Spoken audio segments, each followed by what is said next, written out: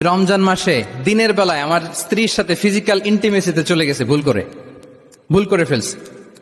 আমরা জানি যে রমাদানে আমরা কিছু কাজ করতে পারি না।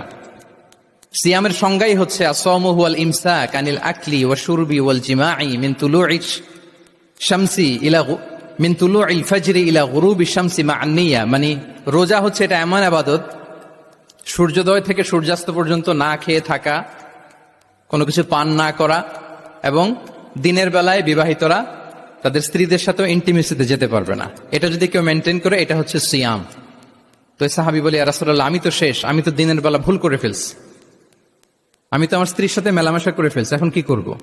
তো এটার আবার একটা বড় পেনাল্টি আছে। আপনারা যারা জানেন যে ইচ্ছাকৃত রোজা ভাঙলে কাজাও করতে হয়, কাফারাও দিতে হয়। কাজা মানে একটা রোজার জন্য একটা রোজা, আর কাফারা মানে হচ্ছে আরো 60টা রোজা রাখতে হবে। কয়েকটা জিনিস আছে, বেসিক্যালি 3টা।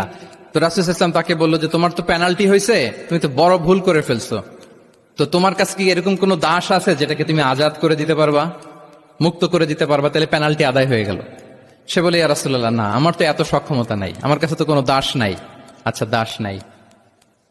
তো রাসূল সাল্লাল্লাহু আলাইহি ওয়াসাল্লাম বললেন, তাইলে তুমি টানা 2 মাস রোজা রাখতে হবে, তাইলেও পেনাল্টি হয়ে যাবে, আদায় হয়ে যাবে, পারবা?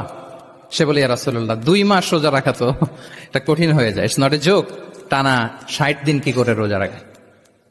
তো রাসূল সাল্লাল্লাহু আলাইহি ওয়াসাল্লাম বললেন, এটাও পারবো না, তাহলে 60 জন মিসকিনকে খাবার খাইয়ে দিতে হবে এজ এ পেনাল্টি। এটা বড় অন্যায় করে ফেলছো, 60 জন মিসকিনকে খাবার খাওয়াবে, এটা পারবা? সে বলে, ইয়া রাসূলুল্লাহ, এটাও পারবো না। তাহলে কয়টা অপশন দিয়েছিলেন রাসূল সাল্লাল্লাহু আলাইহি ওয়াসাল্লাম? আওয়াজ করে বলেন তো কয়টা?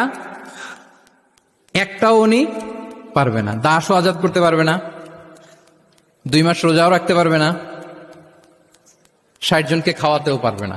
তো রাসূল সাল্লাল্লাহু আলাইহি ওয়াসাল্লাম বললেন, কিছুই যখন পারবে না, কি আর করা, যাও একটু অপেক্ষা করো, দেখি কি করা যায় তোমাকে নিয়ে। তো রাসূল সাল্লাল্লাহু আলাইহি ওয়াসাল্লাম অন্যান্যদের প্রশ্নের উত্তর দিচ্ছিলেন, সময় যাচ্ছে, হঠাৎ করে রাসূল সাল্লাল্লাহু আলাইহি ওয়াসাল্লামের দরবারে 1 ঝুড়ি সাদাকার খেজুর আসলো, 1 ঝুড়ি।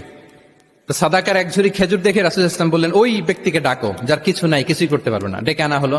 রাসূল সাল্লাল্লাহু আলাইহি ওয়াসাল্লাম বললেন, যাও, তুমি তো কিছুই করতে পারবে না, এই 1 ঝুড়ি চ্যারিটির খেজুর, সাদাকার খেজুর তুমি গরিবদের মাঝে বিতরণ করে দাও, তাসাদ্দাক বিহা, এটা বিতরণ করে দাও, তাইলে আশা করি আল্লাহ তোমাকে মাফ করবে। তো এই সাহাবী বলে, ইয়া রাসূলুল্লাহ, আলা আফকারা মিন্না ইয়া রাসূলুল্লাহ, আমার চেয়েও গরিব কাউকে খুঁজে বের করে দান করতে হবে? রাসূল সাল্লাল্লাহু আলাইহি ওয়াসাল্লাম বললেন, হ্যাঁ, গরিবকেই তো দিতে হবে। তো উনি বললেন যে, রাসূলুল্লাহ, পুরো মদিনার তল্লাটে আমার চাইতে গরিব কেউ আর নাই, আমি সবচাইতে গরিব। ফাদাহিকা রাসূলুল্লাহ হাত্তা বাদাত আনিয়াবু,